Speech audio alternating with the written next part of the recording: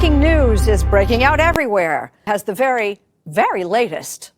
Good morning, everyone. This is Kat Prescott for Unity of Springfield. I have a special guest with us today, Mr. Clay Holmes, who is a dedicated member of Unity of Springfield. Good morning, Clay. Can you hear me? Clay, are you there? Oh, hey, Clay, you got to hit your unmute button. Oh, okay. Oh, that's much better. Now I can. Oh, great. All right, Clay. Well, thanks for joining us. Can you hear me? Can you hear me now? Yeah, I can hear you, Clay. You're good. All right. So I'm doing a special investigation report at Unity Springfield. An eyewitness claims that they saw some unusual, suspicious activity going on last week with the laying of the new pickleball court. Now, Clay, we got you on the show because I understand you're a longtime member of Unity of Springfield. So tell us about your history there. Well, I've been like in the witness protection program, and Sue has been helping me hide. No, I'm lying. I've been a longtime member there at that church because I love this church. They greeted me the first day I came in. I knew that I was home, and everyone that I've met at Unity of Springfield has been just awesome character, and they all lift each other up, and it's just what a church is really supposed to be. Oh, well, that's great. Now, as you can see across the screen, folks, there's some pictures of that new pickleball court going on. And so, Clay, can you tell me, what do you think about Unity having that brand new pickleball court?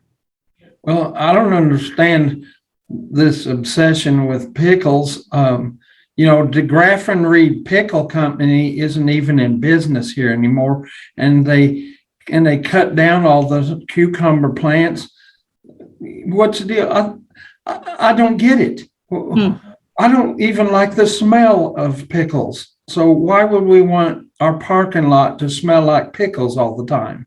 So, but regarding the pickleball court, Clay, as far as you know, is there any other things that would hint some sort of suspicious activity? Well, the church's board does meet at night. And, then I'm wondering if there's something hidden underneath that pickleball. They're trying to do, what that word is, that subterfuge? That's what I think it is. It's a subterfuge where they try to fool us, and we don't know what the real purpose of the pickleball court is for. Suspicious, if you ask me. Clay, we'd like to thank you for joining us today. We're going to move along in our investigation, but first, this important news bulletin. I understand we've got member Susan Dempsey live at Unity of Springfield, so let's go out there now. Susan, can you hear me? Yeah, Kat, I can hear you. Can you hear me? Yeah, Susan, I can hear you. Go ahead and tell us what's going on out there. Okay, all right. I guess this is the new pickleball court. Now, don't ask me what that's all about because I don't know. I spent an hour up in the middle of the night last night trying to figure out what a pickleball court was. It was ridiculous. And I do know it's kind of taken up our shady parking spaces a little bit, but I guess I can live with that. Why do they call it pickleball? Why do they call it pickleball?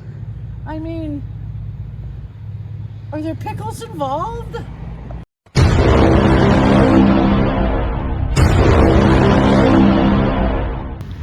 So I decided I've got to go out to the church and figure out what this is all about. So come on, let's go.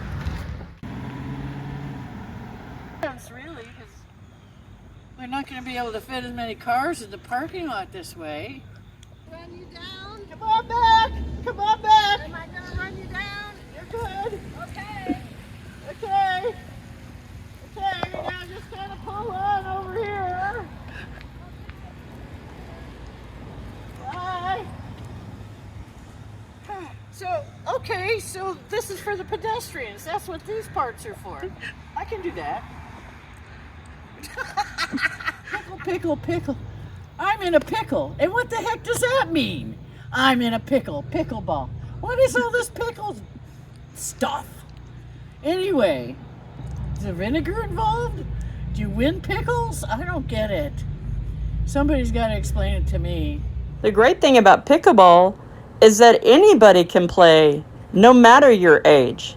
So I headed down the street to a senior citizen location where they play pickleball every day. Check it out. Welcome to Pickleball 101. Today we'll provide an introduction into recreational pickleball with an emphasis on having fun. So don't think you have to take the game seriously. Obviously, the more practice you have, the better you'll be. Sometimes you can take advantage of the equipment you have available to increase your level of confidence. Choose your equipment carefully. You get what you pay for. For example, here's an inexpensive paddle with little or no sweet spot. And here's a paddle with a much larger sweet spot. This is also great for when you want to put a slice on the ball. For the ambidextrous player, here's a custom-made paddle from the United Kingdom that you can really get some English on. Know your partner's strengths and weaknesses. For example, know when to compensate if your partner has a limited range. Sometimes you have subtle indications, and other times it can be more obvious. This is my territory. You got everything else. Really? Injuries can happen in pickleball. Most are just a strain or a pulled muscle. Some can be more serious, like slipping on water or running into a wall. Got it. All the rest of us will have some more playing time. Arguably, one of the most abused pickleball rules is stepping into the kitchen while volleying and the ball is hit while in the air without bouncing first. When this happens, any player, or the ref if you have one, should announce the infraction immediately.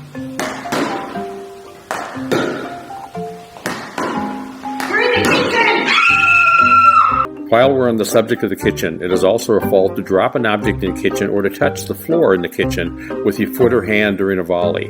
That could be your paddle, a hand or a foot, a piece of jewelry, your hat or visor, or anything else from your purse or pocket. Men, that means if you get faked out of your jockey shorts and they fall off into the kitchen, that's like a double fault.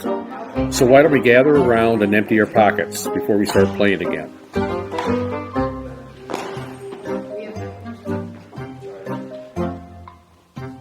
That's it for today. One last thing to keep in mind, if you play with someone who seems to be in the kitchen a lot, be sure they came out with a plate of cookies.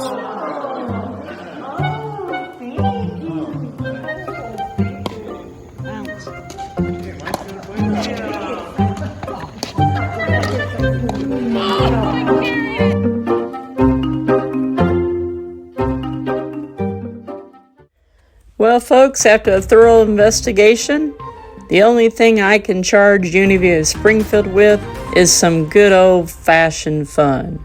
So if you would like to have your own positive, practical pickleball experience, sign up in the lobby or contact Lisa Lannergan. If there's one thing that's true, well, it's kind of a big deal. Stay tuned next week, where Mitch Brashear will share his testimony.